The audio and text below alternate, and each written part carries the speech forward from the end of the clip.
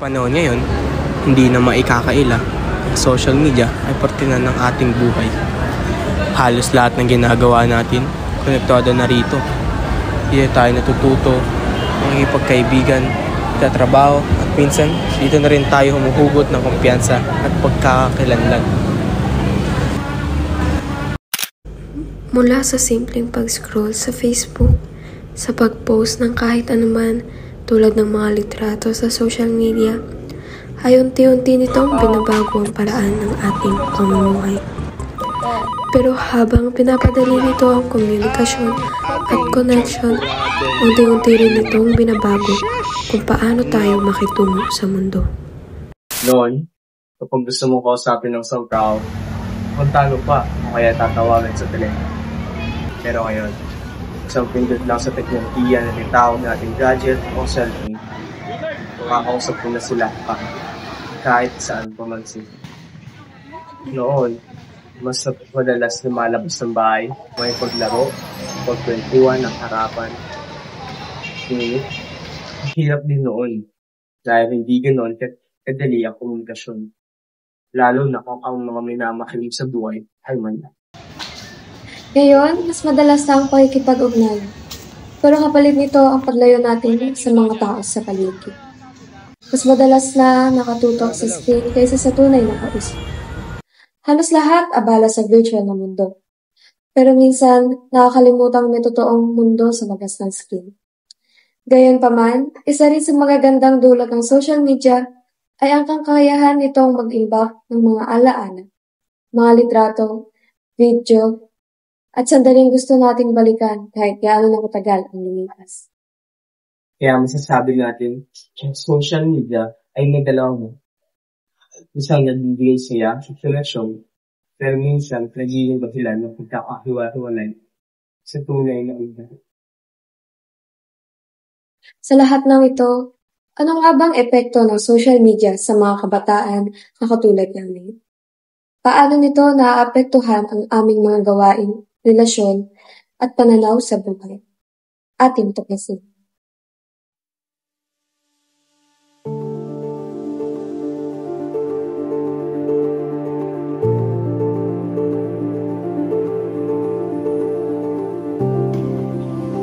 Ngayon, kapag tinanong mo ang mga kabataan kung gaano katagal silang gumagamit ng cellphone sa isang araw, kadalasang sagot nila ay umabot ng 9 na oras ang ginugugol ng mga kabataan sa paggamit ng cellphone. Katulad ng isa namin na kausap na umabot ng halos 10 oras ang paggamit sa harap ng screen araw-araw. Sa June, halos kalahati ng oras niya ay nakukuha dahil lamang sa paggamit na niya. May ilan din yung nagsasabi ang kanilang screen time ay umaabot ng 8 o hanggang 14 na oras. Depende sa araw, depende sa dami ng gawain sa paaralan. O minsan, ay kapag ginagamit nila ito para sa mga personal na libako. Hello po, ano po yung name niyo? Vince De Leon. Ako po si Justin De Leon. Azumi Tapasi po. Shervin Kyle Ignacio po. My name is Julian Rain Policarpio, and I am currently 17 years old. 14 po. 16. 14. Ay, 15 po. 15 years old po. 15 din po. Tanong ko lang po kung ano po ang average screen time nyo sa araw-araw po sa paggamit po ng cellphone? 5 to 6 hours po. 5 to 6 hours. Actually, hindi ko na po na-calculate since po madalas ko na rin pong gamit yung phone. Siguro po sa akin more than 8 hours po. Usually dahil nasa school, so mga 6 to 8 hours a day. Pero kapag weekends, umaabot siya ng 12 to 13 hours. Pag weekdays po, mga 4 hours po gano'n. Tapos kapag weekends naman po, buong araw po siguro mga gano'n. Minimum of 8 hours and maximum of 13 to 14 hours. Ganon. Sige po, next na po agad tayo. Ano yung mga napansin niyo pong positibo at negatibong epekto niyo nito sa daily lives? So, siguro kapag sa positibong side, malaki yung advantage niya kapag alam mo at tama mong ginamit yung social media. Social media, right? Yeah, social media. And for the negative side, yun din, masama din, no? Masama, lalo na kapag sumusobra, no? And kapag hindi mo siya nagagamit ng maayos. Positive po siguro, napapasaya po tayo ng social media. And yung negative naman po is parang napapalayo po tayo sa outer world po, parang ganun. Parang nadidistance po tayo sa labas. Siguro ang positive lang is yung mas nakakakuha ko ng balita online and mas updated ako sa mga dapat kong malaman as a student, sa mga group chats na kailangan kong bantayan. Sa positive effect po, na marami akong nakikilalang mga kaibigan na chat sa social media, marami na nakakausap. Pero sa negative side naman po, hindi ko alam po kung sino po ang chinachat ko, baka mascam po, ganun. Kayo po? Pati po ba yung sa negative? Yes. Or okay lang naman po kung wala naman po kayong may kitang negative or positive lang po. Yung sa positive po, nakapagbigay po siya sa atin ng like information po. Pwede po, nagagawa na po nating mag-search. Hindi na po tulad ng dati na kailangan pa po nating maghanap sa libro. Tapos, for entertainment na rin po and for communication. Then, sa negative effects naman po, ayun nga po, kapag po napasobra po yung gamit, pwede pong mag-blur yung eyes or yung vision. Tapos, ayun din po, meron din pong, pwede rin po tayo maka-encounter ng mga cybercrimes po. Kayo po ate, mayroon po kayong ma-add po sa mga nasabi po nila? Sa akin po kasi, yung pag sa social media po or paglalaro po gamit yung phone is, ginagamit ko rin po yun kasi free time po for entertainment, ganun po. Tapos, parang pang relaxing po siya, sa akin yun. Doon yung negative side po, since hindi po ako gumagamit ng salamin pag nagsa-cellphone po or nasa bahay, medyo palabo na rin po ng mata ko. So, medyo na-addict na rin po, ganun. So, ano lang po, last question lang po para sa inyo. Kung mas maganda ba ang buhay noon na hindi pa masyado popular ang social media or ano? Ano po? Mas disagree po. Mas maganda po yung panahon na yun na may social media dahil kaysa kapag may kapag-usap ka naman po ng kaibigan mo sa malayo, pwede ka naman po makapag-usap sa may kaibigan mo gamit ng social media. Parang mas mabilis na po yung communication ngayon kaysa po dati. So, kayo? For me po, neutral lang po, nasa gitna lang po. Kasi po, yung dati po, ayun nga po, nung wala pong cellphones or internet, social media, mas nakakapag-spend time po tayo with family and friends. And ngayon po kasi, pwedeng nakakatulong po siya sa atin, pero nagiging distant na po tayo. Sa akin po, mas maganda po ngayon kasi ngayon po, total marami po tayong teknolohiya. So marami na po tayong mas nakakalap na information, yung mga di natin alam dati, ngayon natutuklasan na natin. Yung negative para din po, parang siguro kailangan rin po natin i-balance kasi di po natin maiwasan yung addiction. Marami pong bagay na pwedeng gamitin yung technology sa maling paraan po. I think no. Kasi kaya nga tinawag na social media, no? Parang mas lumalaki yung pagsusocialize natin sa bawat tao. Kasi kahit hindi natin sila nami-meet, nakakapag-socialize tayo sa iba. Through messaging them, through posting, nakapag-react sila, nakapag-comment sila, diba? Parang mas nakakapag-interact tayo sa ibang tao kahit na hindi natin sila nakikita or hindi natin sila kilala. Mas napadali rin po yung pagko-communicate. Yes, lalo na yung sa mga relatives natin na malalayo. Yeah. In terms of maganda, magkaiba sila ng ganda ngayon since maganda yung buhay dati nung walang technology dahil mas outgoing tayo and mas na-exercise talaga tayo physically and yung ability natin na maghanap ng information na hindi online. Pero ngayon, ang kinaganda kasi is mas accessible na for us and hindi na tayo masyado napapagod na maghanap ng info. So I think both siya maganda pero sa magkaibang paraan. Siguro po mas masaya po nung wala pa pong social media kasi po yun po yung mga times na naglalaro pa po sa labas and yun po. So, ayun lang po. Maraming salamat po.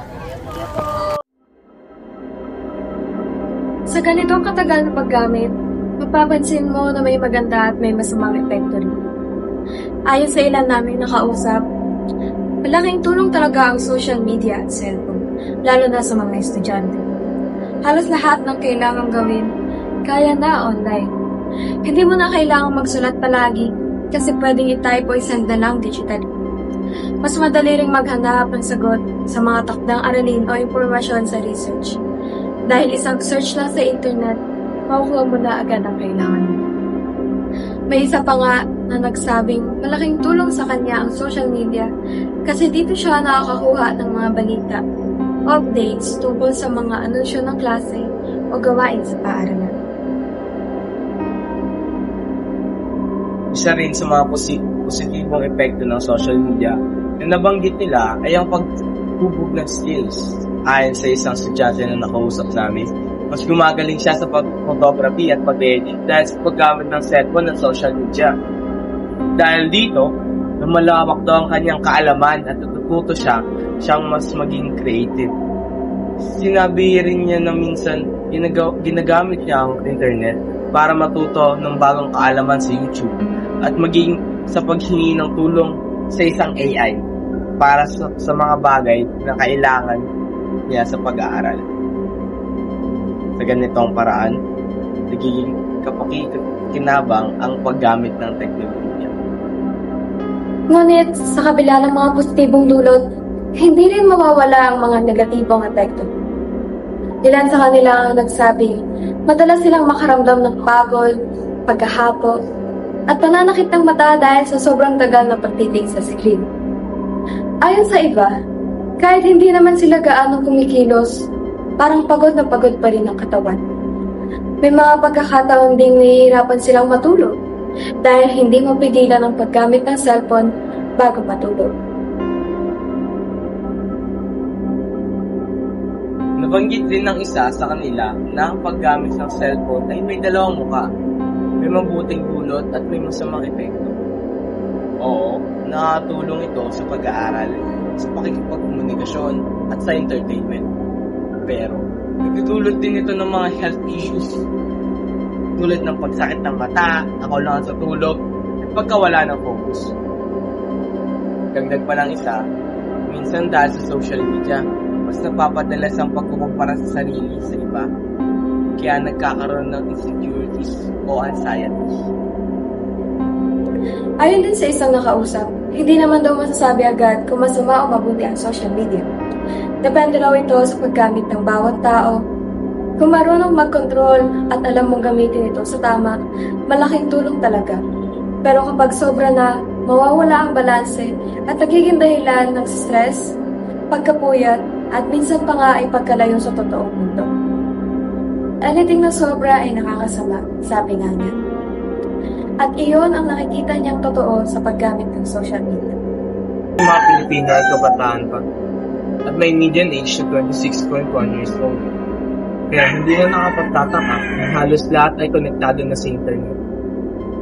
Umaabot na sa 83.8% ng populasyon ang gumagamit ng internet at 98.5% naman ang may cellphone.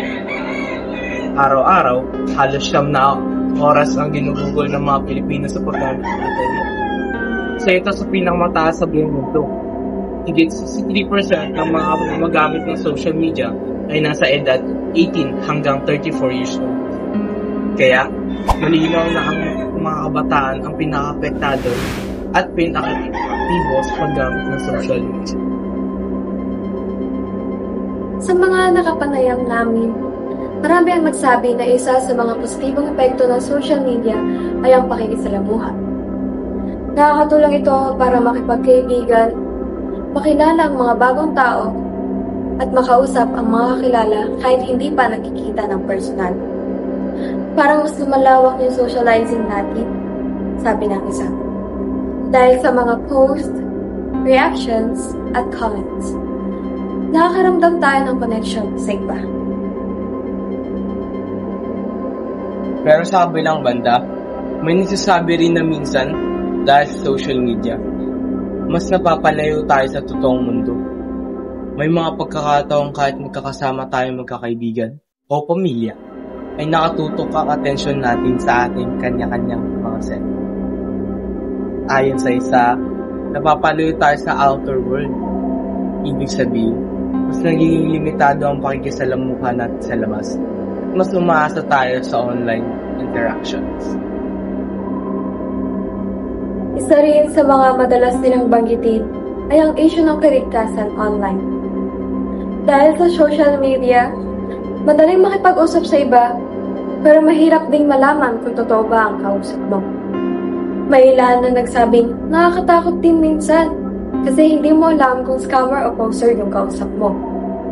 Isa sa kanila ang nagsabing nakakatakot din minsan kasi hindi mo alam kung scammer o poser yung kausap mo. Isa sa kanila ang nagsabi, hindi mo alam kung sino yung makakausap mo, kung scammer ba o totoo.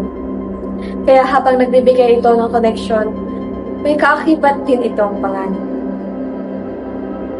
Pagdating naman sa tanong na kung mas maganda ba ang buhay noon kaysa ngayon, at iyang naging sagot nila. Ayon sa isa, mas maganda ang buhay noon dahil mas aktibo tayo sa labas, mas nakikipagkaibigan ng personal at mas simple ang buhay. Noon, naglalaro pa raw sila sa labas, nakikipagkwentuhan, at mas may oras para makikilubilo. Pero ngayon, kahit mas digital na ang buhay, mas mabilis na rin ang komunikasyon at mas napadali ang pagkuha ng pag-iwan.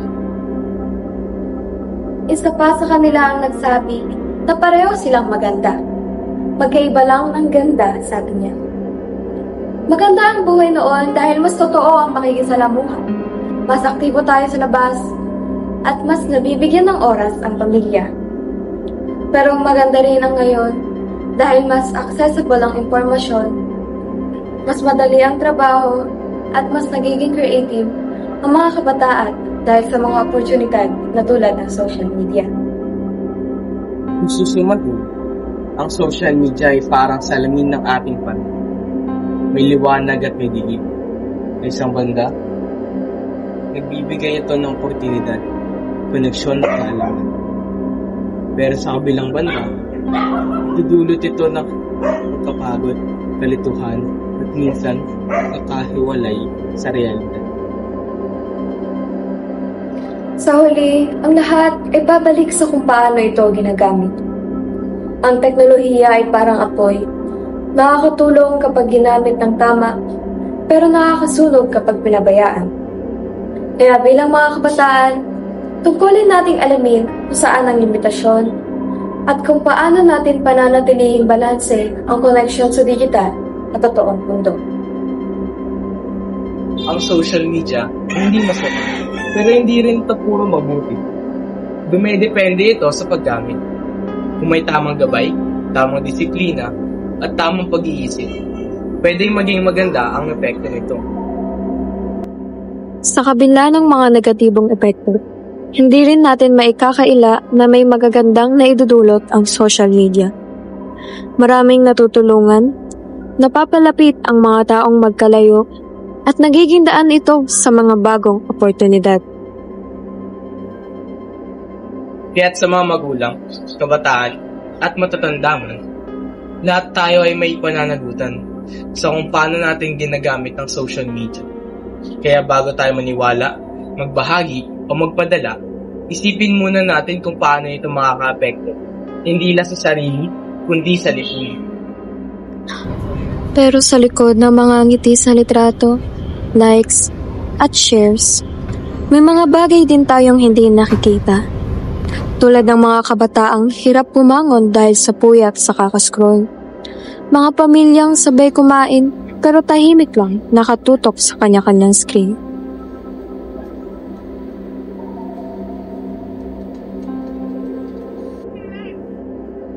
Habang lumalakas pa ang teknolohiya, nasa sa atin pa rin kung paano natin ito hahawakan. Tayo ba ay magko-control sa social media o ito ang magko-control sa atin?